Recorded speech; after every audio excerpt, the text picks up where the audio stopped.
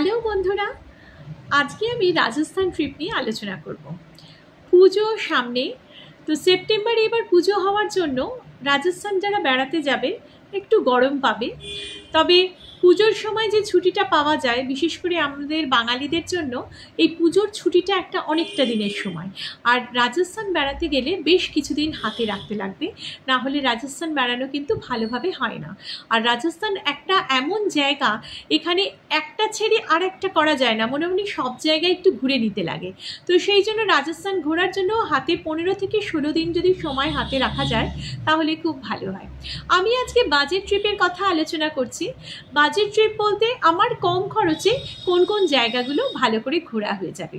প্রথমত আমি যদি ট্রেনে যাই তাহলে হাওড়া থেকে যোধপুর এক্সপ্রেস ধরে যোধপুরে নামবো। যোধপুরে নামলে সুবিধে হচ্ছে যোধপুর থেকে সব জায়গাগুলো কভার করতে করতে জয়পুরে এসে আবার রিটার্ন। আবার অনেকে উল্টোটাও করে, অনেকে জয়পুরে নেমে সব জায়গা দেখে যোধপুর থেকে ফেরে। কিন্তু আমি সাজেস্ট করব যোধপুরে আগে যেতে, কারণ এটা মনে রাখবে যে আমরা যখন বেড়াতে যাই না তখন একটা আলাদা এনার্জি হয়, বেড়াতে যাব ঘুরতে যাব, এই এনার্জি লেভেলে আমরা অনেকটা দূর যেতে পারি। সেই জন্য যোধপুর কিন্তু দূরে, যোধপুর পুরো 2 রাত। তো সেই কারণে প্রথমটা দূরটা আগে করা ভালো, তারপর ঘুরতে ঘুরতে জয়পুরে এসে জয়পুর থেকে হাওড়া একটা রাতের ব্যাপার। তো সেই কারণে বললাম যোধপুরটা আগে করতে। এবার হাওড়া থেকে ট্রেন ধরে যোধপুর এক্সপ্রেস যদি ধরো তোমরা, যোধপুরে ভোরবেলা পৌঁছবে। যোধপুর স্টেশনের কাছাকাছি অজস্র হোটেল আছে, যোধপুর ক্লক টাওয়ারের কাছে হোটেল আছে। তো এই রকম হোটেলগুলোর বিভিন্ন প্রাইস রয়েছে। তো 1000, 1500, 1200 টাকার ভেতর খুব ভালো হোটেল তোমরা পেয়ে যাবে। এরপর যদি একটু হাই রেঞ্জে যেতে যাও তাহলে 2500 থেকে 3500। এবার তোমরা যে ভোরবেলায় পৌঁছে গেলে হোটেলে ফোন করে বলে দেবে যে তোমাদের ট্রেনটা ভোরবেলায় যায়, কারণ ওদের check out check in time যেটা সকাল 10টা, কিন্তু বলে রাখলে ওরা কিন্তু আগে ওদের রুম যদি খালি থাকে তাহলে ওরা অ্যালাউ করে। এবার তুমি রুমে গিয়ে ফ্রেশ হয়ে নাও, হয়ে নিয়ে বেরিয়ে পড়ো। বেরিয়ে দেখবে যদি ক্লক টাওয়ারের কাছে থাকো তাহলে ক্লক টাওয়ারটা অবশ্যই দেখো, এটা বেশ দেখতে ভালো লাগে। ক্লক টাওয়ারের সামনে রয়েছে মার্কেট, আর ওইখানে মেনলি অটো ছাড়ে। আর ওখানে ব্রেকফাস্টেরও বেশ ভালো ভালো দোকান আছে, কিছু তুমি ব্রেকফাস্ট করে নিতে পারো। ওখানকার বিখ্যাত দোকান হচ্ছে অরোরা স্ন্যাক্স, যেখানে তুমি ওখানকার বিখ্যাত কচুরি খেয়ে নিতে পারবে। এই কচুরিটা একদম বিখ্যাত এবং খুব টেস্টি খেতে, খেলে মোটামুটি ভালো মতন পেটটা ভরাই থাকে। আর একটা খেতে পারো ধোকলাটাও ওখানে খুব সুন্দর খেতে। এবার তুমি যোধপুরে ওখানে মানে ক্লক টাওয়ারের ওখানে প্রচুর অটো পাওয়া যায়, তো ওখানে তুমি অটো নিয়ে নাও যোধপুর ঘোরার জন্য। অটোটাই বেস্ট, গাড়িতে হলে তোমার খরচটা বেশি পড়বে। সেই জন্য অটো যদি নিয়ে নাও তাহলে অটোতে তোমার 1000 থেকে 1200 টাকা নেবে। তার ভেতরে তোমার যোধপুরের মেন যেগুলো দ্রষ্টব্য জায়গা সেই জায়গাগুলো কিন্তু ঘুরিয়ে দেবে। প্রথমেই অটো করে চলে যাবে মেহেরগড় ফোর্ট, যেটা যোধপুরের খুব বিখ্যাত। এই মেহেরগড় ফোর্ট দেখতে কিছু না হলেও 2 থেকে 3 ঘন্টা সময় লাগবে। এই ফোর্টে কিন্তু এলিভেটর আছে, কাজে তোমরা প্রথমটা এলিভেটরে করে, মানে টিকিট যখন কাটবে তখন দেখবে এলিভেটরের আলাদা লাইন, তো এলিভেটরের লাইন দিয়ে একদম লিফটে করে ওপরে উঠে যাবে। এবার গাইড থাকবে সেখানে, সেই অনুযায়ী তোমাদের বলে দেবে। খুব একটা নিজস্ব গাইড নিতে লাগে না, কেন এখানে অ্যারো দিয়ে সব জায়গাগুলো বলা আছে, তো সেই জন্য প্রবলেম হয় না, কারণ গাইডের চার্জ আলাদা হয়। তোমাদের যদি গ্রুপটা বড় হয় তাহলে গাইড নিতে পারো, কারণ সেই ক্ষেত্রে চার্জটা শেয়ার হয়ে যাবে। কিন্তু যদি 2 জন কিংবা 1 জন থাকো সেই ক্ষেত্রে গাইড নেওয়ার কোনো প্রয়োজন নেই, ওখানে সব কিছু লেখা আছে, প্রত্যেকটা রুমের সামনে রুমের ডিটেলস সব কিছু কিন্তু লিখে রাখা আছে, সেই কারণে কোনো অসুবিধা হবে না। এবার মেহেরগড় ফোর্ট দেখার পরে চলে যাবে উমেদ ভবন দেখতে। উমেদ ভবনেও গাইড নেওয়ার কোনো প্রয়োজন নেই, ওখানকার গাইড ওখানে পুরো গাইডিং করে দেয়। আর মানে করে দেবে, আবার করে দিয়ে বলবে একটু যদি বকশিস দাও, এরকম একটা ব্যাপার হয় তো ঠিক আছে, সেটা খুশি অনুযায়ী, ওরা কিন্তু ফোর্স করতে পারে না। এরপরে উমেদ ভবন দেখার পর আরও কিছু দেখার জায়গা আছে, সেগুলো দেখে নিয়ে তোমরা দুপুরবেলায় লাঞ্চ করে নাও। যোধপুর হচ্ছে মার্কেট করার জন্য দুর্দান্ত জায়গা, শপিংয়ের জন্য অসাধারণ একটা জায়গা, যা হোলসেল প্রাইসে এখানে তোমরা অনেক কিছু কিনতে পারবে। আর যেগুলো যোধপুরে পাবে সেগুলো আবার অন্য জায়গায় পাবে না, সেই জন্য যা যা পছন্দ হবে বিকেলবেলায় তোমরা যোধপুরটা রাখো শুধুমাত্র শপিং করার জন্য। যোধপুরে 1 নাইট স্টে করলেই যথেষ্ট। যোধপুর এক্সপ্রেসে যদি যাও তাহলে যোধপুরে জাস্ট 1 নাইট স্টে করবে, কেন সকালবেলাটাই তুমি সকাল দুপুর সারা সারাদিন ধরে যোধপুর ঘুরে নিচ্ছ, আর কিছু ঘোরার থাকে না, রাত্রিবেলা স্টে করে পরের দিনটায় তোমরা বেরিয়ে যাও যোধপুর থেকে জয়সলমীর। জয়সলমীর যাওয়ার জন্য ট্রেন আছে, জয়সলমীর যাওয়ার জন্য বাস রয়েছে, আর যদি তোমরা গাড়িতে যাও গাড়িতেও যেতে পারো। এবার অন দ্য ওয়ে তোমরা ব্রেকফাস্ট করে নেবে, কারণ যোধপুর থেকে জয়সলমীর 6 থেকে 7 ঘন্টার রাস্তা। জয়সলমীরে পৌঁছে গিয়ে তোমরা জয়সলমীরে গিয়ে লাঞ্চ করে নাও। লাঞ্চ করে নিয়ে বিকেলবেলায় কি করবে, তোমরা যাবে গাদিসার লেক বেড়াতে। গাদিসার লেক বিকেলবেলা 4টে নাগাদ যাও, সেখানে গিয়ে না খুব শুটিং করো, প্রচুর সুন্দর জায়গা, প্রচুর ফটো তুলতে পারবে। ছাত্রীগুলো লেকের ওপরে অপূর্ব সুন্দর, আর ওখানে তোমরা শপিংও করতে পারবে, টুকটাক জিনিস, উটের চামড়ার অনেক জিনিসপত্র বিক্রি হয়, সেগুলো কিনে নিতে পারবে। এবার ওখানে কিন্তু সন্ধেবেলাটা অবশ্যই থাকবে, সূর্য ডোবার পর ওখানে লেজার শো হয়, আর লেজার শো কিন্তু পুরো ফ্রি অফ কস্ট। 2 ঘন্টা অপূর্ব সুন্দর লেজার শো দেখে তোমরা ফিরে এসো। ওখানেও তোমরা অটো করে নিও, অটো করে তোমরা হোটেলে ফিরে এসো। এইবার জয়সলমীর থেকে তোমরা গাড়ি করতে পারো। জয়সলমীর থেকে যদি গাড়ি করো তাহলে তোমরা জয়সলমীর থেকে মরুভূমি অর্থাৎ সাম ডেজার্টে যাওয়ার জন্য গাড়ি নিলে ভালো, কারণ গাড়িটা নিলে সুবিধে হচ্ছে তোমরা গাড়িতে করে প্রথমে দেখবে বাড়াবাগ, বলে দেবে যে আমি বাড়াবাগ দেখবো, কুলধারা দেখবো, তারপরে আমি সাম ডেজার্ট যাব। বাড়াবাগ হচ্ছে রাজাদের সমাধি ক্ষেত্র, খুব সুন্দর স্থাপত্য দেখার মতো। বাড়াবাগ দেখে নিয়ে তারপরে আরও কিছু দূর গেলে কুলধারা পড়বে। কুলধারা পড়বে মেন হাইওয়ের বাঁ দিকে কিছুটা যেতে হবে। কুলধারা জায়গাটা খুবই নির্জন, জানোই হন্টেড ভিলেজ। কুলধারা নিয়ে আমার একটা ভিডিও আছে, সেটা তোমরা চেক করে নিতে পারো। এখানে টিকিট আছে, তো এখানে গাইড খুব একটা দরকার লাগে না, নিজেরাই ঘুরে ঘুরে দেখে নেওয়া যায়। আর এটা হন্টেড ভিলেজ, মানে এক রাতেই এই গ্রামবাসীরা অদৃশ্য হয়ে গিয়েছিল।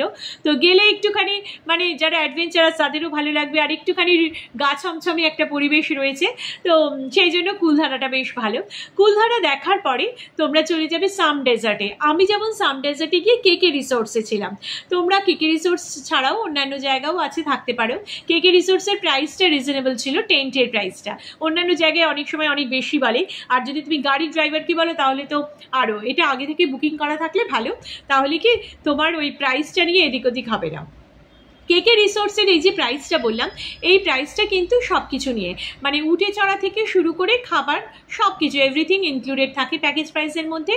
তোমরা যাওয়ার পরে তোমাদের একটা কুপন দিয়ে দেবে, সেইটা হচ্ছে ওই টোকেনটা খুব দরকারি। ওই টোকেনটা থাকলে ওই টোকেনটাই হচ্ছে তোমার উটের, তুমি যে নির্দিষ্ট উটে চড়বে সেই উটের হচ্ছে নাম্বার, সেই উটওয়ালার নাম্বার। তো তোমরা উল্টোপাল্টা করবে না এটা, এবং টোকেনটা রাখবে, কারণ ওখানে উটওয়ালারা একটু দুষ্টুমি করে, যেটা হচ্ছে যে তোমাকে বলবে এই জায়গায় চলো, যা হয় পর্যটকদের জায়গায় যে আর একটু এগিয়ে নিয়ে যাবো, আর একটু ঘোরাবো মরুভূমি, এই করে ওরা কিন্তু টাকাটা অনেক বেশি ওভারচার্জ করে দেয়। তো সেই জন্য বললাম একদম রিসোর্টের যে উটওয়ালা তাদের সাথেই যাবে, তাহলে তোমার জায়গা মানে সেই জায়গায় সেফটি কিংবা সিকিউরিটিটা থাকছে।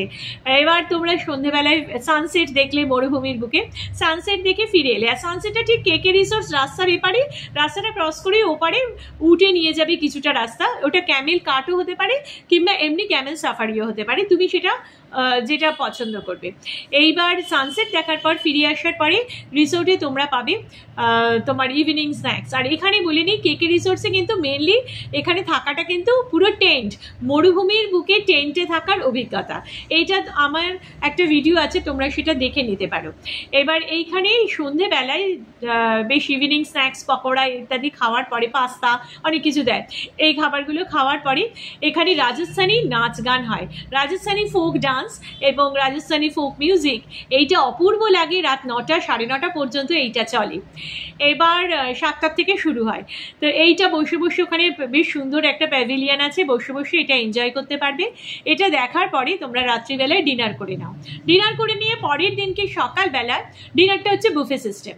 এবার পরের দিন সকাল নয় ভোরবেলা আর কি, একদম ভোর রাতে সানরাইজ দেখার জন্য তোমাদের রেডি হতে হবে। ওরা বলে দেবে সানরাইজ দেখার জন্য জিপ সাফারি, ডেজার্ট সাফারি।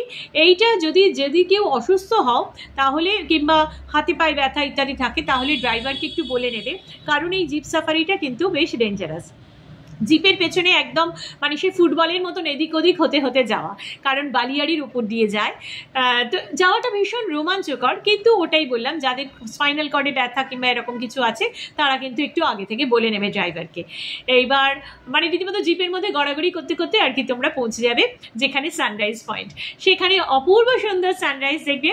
আর একটা কথা বলার, এই ডেজার্টে কিন্তু মানে রাজস্থানে পুরোটা গরম থাকলেও রাত্রিবেলায় টেম্পারেচার ভীষণভাবে নেমে যায়, সেই জন্য গায়ে একটা চাদর অবশ্যই নেবে, কিংবা একটা হালকা পাতলা সোয়েটার কিন্তু যেন অবশ্যই লাগেজে থাকে, না হলে কিন্তু রাত্রিবেলা ঠান্ডাটা কিন্তু ভালো মতন লাগবে। রাত্রিবেলা ঠান্ডা মানে অনেকটা টেম্পারেচার ডাউন হয়ে যায়। এইবার ফিরে এলে তোমরা সকালবেলা এসে টেন্টে ফিরে এলে, টেন্টে ফিরে এসে ব্রেকফাস্ট করবে, ব্রেকফাস্ট করে নিয়ে তোমরা চলে গেলে জয়সালমীরের দিকে। এবার দুটো জিনিস হতে পারে, এক হচ্ছে তোমরা জয়সালমীরে গিয়ে সোনার কেল্লা দেখতে পারো, আর না হলে যেদিনকে তোমরা বাড়াবাগ এগুলো দেখছো সেদিনকে ভোরবেলায় উঠে সোনার কেল্লা দেখে নিতে পারো। কারণ জয়সালমীর জায়গাটা খুবই ছোট, একদিকে গাদিসার লেক আর একদিকে সোনার কেল্লা পড়ছে। সোনার কেল্লা আমি সাজেস্ট করবো ভোর ভোর দেখা ভালো, কারণ তোমরা যেদিনকে বাড়াবাগ দেখবে মানে যেদিন তোমরা মরুভূমি যাওয়ার পথে আর কি, সেইটা তোমরা একটু পরের দিকে করো। সকালবেলায় তোমরা জয়সালমীরের সোনার কেল্লাটা দেখে নাও। সোনার কেল্লা দেখতে ঘন্টা দুয়েক সময় লাগবে, আর ওখানে গাইড কিন্তু অবশ্যই নেবে। আর একটা কথা, গাইড অনেক কিছু বলবে। সোনার কেল্লার মধ্যে প্রচুর মানে পুরো পপুলেশন রয়েছে, প্রচুর দোকান আছে, অজস্র দোকান, সেই দোকানে তোমরা জিনিসপত্র কিনে নিতে পারো। কিন্তু জিনিসপত্র কিনতে গিয়ে গাইড দেখবে বারণ করবে, না না এখন কিনবেন না, শোরুমে গিয়ে কিনবেন, এটা করবে না, কারণ শোরুমে ভীষণ দাম। আর বুঝতেই পারছো শোরুমে একটা গাইডের কমিশনের ব্যাপার থাকে, খুব দাম বেশি। কিন্তু তোমরা ওই যেতে যেতেই যা যা জিনিস পছন্দ হবে কিনে নেবে, কারণ ওই জিনিসগুলো পরে কিন্তু আর কোথাও পাওয়া যায় না, এটা আমি দেখেছি। তো সেই জন্য বললাম যেখানে যেখানে যে যে জিনিস দেখবে পছন্দ হবে তখনই সেটা কিনে নেবে। জয়সালমীর বিখ্যাত হচ্ছে বেসন কা লাড্ডু, সেটা তোমরা খেয়ে টেস্ট করতে পারো, সেটা দেখবে গাইড তোমাদের সেই দোকানেও নিয়ে যাবে।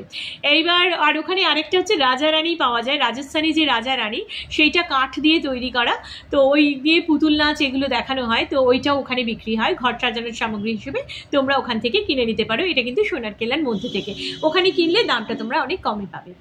এরপরে তোমরা জয়সালমীর থেকে, আমরা তো ওই মানে মরুভূমি দেখার পর জয়সালমীর দিয়েই আবার চলে যাওয়া। এইবারে অনেকগুলো গন্তব্য হতে পারে, এক হতে পারে বিকানির, আর এক হতে পারে উদয়পুর, আর চিত্তরগড়। তো বিকানিরের দিকে যদি যাও তাহলে বিকানিরে জুনাগড় ফোর্টটা অবশ্যই মানে অবশ্য দেখার জিনিস। জুনাগড় ফোর্ট একটা বিশাল বড় ফোর্ট, এই ফোর্টটা দেখতেও 2 থেকে 3 ঘন্টা সময় লাগে। আর এখানে হচ্ছে একটা সুবিধে, টিকিট কাটার পরে দেখবে গাইড কিন্তু ওখানে দাঁড়িয়ে থাকে, গাইড একটু গ্রুপ হলে গাইড নিয়ে যায়, guide totally free of cost, গাইডের কিন্তু কোনো চার্জ লাগে না। আর জুনাগড় ফোর্ট দেখার পর তোমার মনে হবে রাজস্থানে সব কিছু দেখে নিয়েছো, কেন এত বড় মিউজিয়াম, প্রচুর অস্ত্রশস্ত্র, তার সাথে মহল মানে অপূর্ব সুন্দর, 4-4টে মহল আছে, সব কিছু সুন্দরভাবে গাইড দেখিয়ে দেয়। আর ছবি তোলার জন্য একটা অসাধারণ জায়গা। তো সেই জন্য বললাম আমার ভিডিও রয়েছে জুনাগড় ফোর্টের ওপরে, সেটাও তোমরা পারলে চেক করে নিতে পারো। বিকানির গেলে কিন্তু অবশ্যই জুনাগড় ফোর্টে অবশ্যই জুনাগড় ফোর্ট দেখবে, বিকানিরটা ওই জন্যই মানুষ যায় জুনাগড় ফোর্ট দেখার জন্য। বিকানেরে গিয়ে থাকতে পারা যায়, কিংবা on the way Junagadh fort দেখেও বেরিয়ে যাওয়া যায়, সেটাও করা যায়। আর বিকানের কিন্তু থাকলে ভালো আর কি, একটা রাত থাকলে ভালো, কেন অতটা জার্নি করাটা খুব হেক্টিক হয়ে যাবে। বিকানিরকে রেড সিটি বলা হয়, দেখবে চারিদিকে রেড স্যান্ডস্টোন দিয়ে সব কিছু বিল্ডিংসগুলো তৈরি করা। আচ্ছা, আমি যেমন বিকানিরে ছিলাম লালগড় প্যালেসে, যদি ইচ্ছে হয় যে না রাজার জায়গায় এসেছি একটু রাজপ্রাসাদে থাকবো তাহলে সেটাও থাকা যেতে পারে। লালগড় প্যালেসের রেটটা ভ্যারি করে, এক একটা সময় এক এক রকম থাকে, সেটা একটু চেক করে নেবে। আমি মেক মাই ট্রিপ থেকে টিকিটটা কেটেছিলাম, তো আমার তখন লালগড় প্যালেসের মানে ফেয়ার বেশ কমই আর কি, তারিফটা বেশ কম নিয়েছিল। তো সেটা ডিপেন্ড করে হচ্ছে কোন সময় কি নেবে না নেবে, সেটা একটু চেক করে নিও। যদি মনে হয় না রাজার প্রাসাদে থাকবো, সেটাও একটা অসাধারণ অভিজ্ঞতা, রাজার প্রাসাদে থাকার অভিজ্ঞতা আর কি। সেই অভিজ্ঞতাটা মানে রাজস্থানে গেলে সেই অভিজ্ঞতা থেকে কেন বঞ্চিত থাকবে, এরকম একটা ব্যাপার। তো ইচ্ছে করলে সেই অভিজ্ঞতাটা তোমরা নিতেই পারো, লালগড় প্যালেসে থাকতে পারো। আর লালগড় প্যালেসে বর্তমানে যিনি রয়েছেন, যিনি রানী, সেই রানীরই ওই জুনাগড় ফোর্ট, তারাই আর কি ওই একই দেখাশোনা করেন। তো রানী হচ্ছেন রাইটার, প্রিন্সেস যিনি তিনি হচ্ছেন প্রিন্সেস রাজেশ্বরী, তিনি হচ্ছেন রাইটার। ওখানে ছবি আছে। প্যালেসের মধ্যেও একটা মিউজিয়াম আছে। লালগড় প্যালেসের মধ্যে যারা থাকবে তারা মিউজিয়ামটা যখন তখন বেরিয়ে নিতেই পারে। লালগড় প্যালেসে খাওয়া দাওয়ার ব্যবস্থা রয়েছে, যদি মনে হয় যে না প্যালেসে থাকবো, খাওয়া ওখানে খাবারের ব্যবস্থাও রয়েছে। সব কিছুই যদিও একটু প্রাইস বেশি, তাহলেও ঠিক আছে, মানে খাবার প্রাইস এমন কিছু বেশি না, ঠিকই আছে, একটা ফাইন ডাইন রেস্টুরেন্টের মতনই আর কি প্রাইসগুলো। ওখানে যেমন লাল মাংস হচ্ছে বিখ্যাত, আমি ওইটাই ট্রাই করেছিলাম। তো এই হলো। আর এছাড়াও তোমরা বিকানেরে অজস্র হোটেল আছে, তোমরা হোটেলে থাকতে পারো। আর সামনে প্রচুর দোকান পাবে মার্কেটের জায়গাতে, যেখানে তোমরা বেশ কম দামে খাবার খেয়ে নিতে পারবে। এইবার যদি তোমরা উদয়পুর আর চিত্তরগড় যাও, তাহলে উদয়পুরের দিকটা হচ্ছে, উদয়পুরকে হোয়াইট সিটি বলে। উদয়পুরে থাকতে গেলে তোমার এখানেও তাই, উদয়পুরে 1 নাইট কিংবা 2 নাইট থাকলে ভালো, কেন উদয়পুরে অনেকগুলো জায়গা দেখার আছে। আর ওখান থেকে চিত্তরগড় অন দ্য ওয়ে পড়বে। চিত্তরগড়ে কিন্তু থাকার কোনো ব্যাপার নেই, চিত্তরগড়টা জাস্ট রাস্তাতে পড়বে, গাড়ি পার্ক করে কিংবা যাতে করে তোমরা যাচ্ছ, যদি কিন্তু এই জায়গাগুলোতে বাসে করে গেলে হবে না, তোমাকে এই জায়গাগুলো যাওয়ার জন্য গাড়িটাই নিতে হবে। আর গাড়িটা পার্ক করে তোমরা চিত্তরগড়টা ঘুরে নিলে, ঘুরে নিয়ে আবার তোমরা ব্যাক করলে। আর একটা গড় আছে যেটা কুম্ভলগড়, সেটাও অনেকে যায়, বেড়াতে যায়। আচ্ছা, এরপরে তোমরা যদি ভাবো যে না রাজস্থানে যাচ্ছে, একটু মাউন্ট আবু যাবো, মানে একটু পাহাড় দেখবো, সমুদ্র দেখা হলো, তো এবার যদি পাহাড় দেখতে যাও তাহলে মাউন্ট আবু হচ্ছে একটা আদর্শ জায়গা। মাউন্ট আবু দুটো জায়গার জন্য, দুটো জিনিসের জন্য বিখ্যাত। একটা হচ্ছে সানসেট, অসাধারণ সুন্দর সানসেট দেখতে পাওয়া যায় একদম পশ্চিমে, তো সেইখানে যখন সূর্যটা ডোবে একটা অপূর্ব সুন্দর মানে প্রাকৃতিক সৌন্দর্য সৃষ্টি হয়। মাউন্ট আবুতে রয়েছে লেকেতে বোটিং করতে পারবে। আর এছাড়া মাউন্ট আবুতে আছে দিলওয়ারা টেম্পল, ওটা একটা দেখার মতন জিনিস, মানে মার্বেল পাথরের যা কারুকাজ, ওটা তাজমহলেরও বহু বছর আগে তৈরি হয়েছিল দিলওয়ারা টেম্পল, ওটা কিন্তু একটা দেখার জিনিস, অসামান্য সুন্দর কাজ মার্বেলের, সেটা তোমরা দেখতে পারো। এরপরে এই জায়গাগুলো ঘোরা হয়ে গেলে তোমরা আলটিমেটলি চলে যাও জয়পুর। জয়পুর মেইনলি জয়পুর প্যালেস যে দেখতেই হবে, মানে যেটা সিটি প্যালেস বলা হয়, একদম প্রপার সিটি সেন্টারে অবস্থিত Jaipur city palace. Jaipur city palace, আর এটা সকালবেলার জন্য রাখো জয়পুর সিটি প্যালেস, আর দুপুরবেলা মানে লাঞ্চ করে নাও, লাঞ্চ করে নিয়ে তারপরে তোমরা যাও জয়পুরে আম্বার ফোর্ট, যেটা যোধাবাইয়ের মানে বাড়ি, বাসস্থান বলা হয়, এবং যোধা আকবরের শুটিংও ওখানে হয়েছিল। তো ওইখানে কিন্তু তোমাকে গাইড নিতে হবে, আম্বার ফোর্টের জন্য গাইড লাগবে, এবং আম্বার ফোর্টে গাইড নিয়ে নেমে, গাইড যেরকম, কেন গাইড না নিলে আম্বার ফোর্ট বুঝতে পারবে না। আম্বার ফোর্টের এক একটা জায়গার এক এক রকম স্টোরি, ওই ঐতিহাসিক গল্পগুলো গাইড এত সুন্দর করে বলে যে সেটার জন্যই গাইডটা মানে খুব প্রয়োজন। তো সেই জন্য গাইড দেবে। আবার এখানেও একটা ব্যাপার, গাইড কিন্তু সব কিছু ঘুরিয়ে আবার একটা ওই ফোর্টের নিচে একটা শোরুমে নিয়ে যাবে, তো সেই শোরুমে তোমরা জিনিসপত্র কিনতেই পারো। আর দেখবে কিছু কিছু জিনিসের দামটা অনেক বেশি, সেগুলো তোমরা জয়পুরে মার্কেটেই পেয়ে যাবে। জয়পুরে মার্কেট অসাধারণ। তো জয়পুরে তোমরা যেমন খাওয়া দাওয়াও দারুণ, দুর্দান্ত খাবার দাবার পাওয়া যায়, আর তেমন হচ্ছে মার্কেট, শপিং করতে পারবে। আর মিষ্টিটা অসাধারণ। রাজস্থানের এটা হচ্ছে একটা ব্যাপার, এক একটা জায়গার এক এক রকম মিষ্টি। তো জয়পুরের মিষ্টিটাও খুব ভালো। তোমরা বললে, যদি বলো যে আমরা বাড়ির জন্য নিয়ে যাবো, ওরা বলেও দেবে কদিন থাকবে না থাকবে।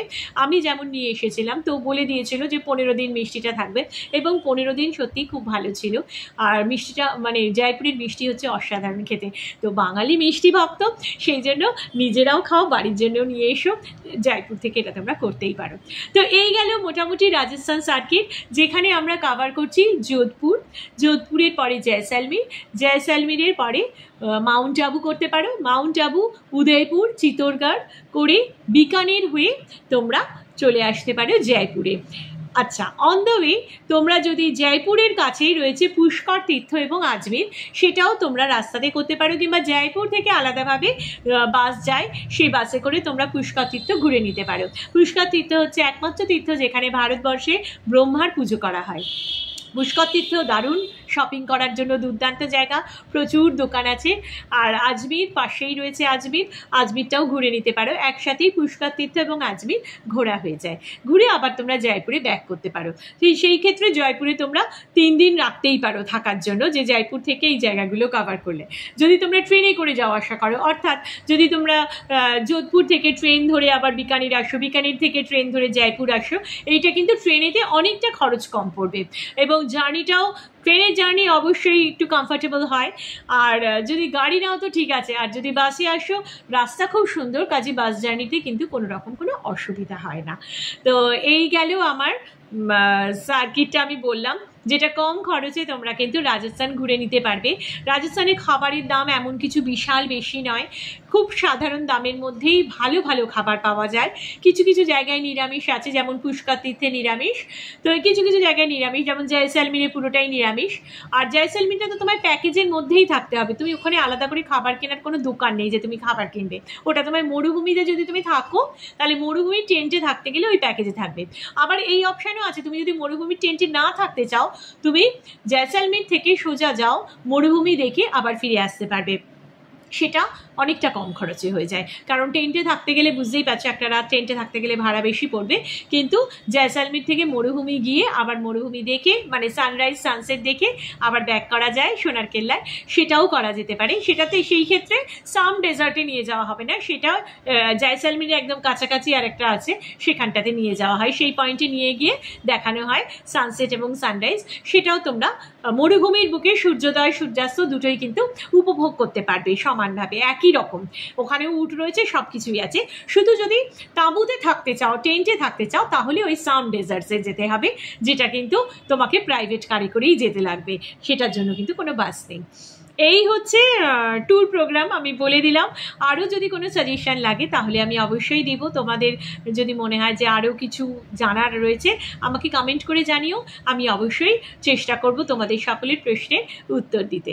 আজকে এই পর্যন্তই, দেখা হবে আবার পরের ভিডিওয়ে। আর ভিডিওটা ভালো লাগলে প্লিজ লাইক করো, শেয়ার করো, কমেন্ট করো, আর সাবস্ক্রাইব করে আমার পাশে থেকো, যাতে আমি মোটিভেটেড হই আরও এরকম ভিডিও তোমাদের জন্য দিতে পারি।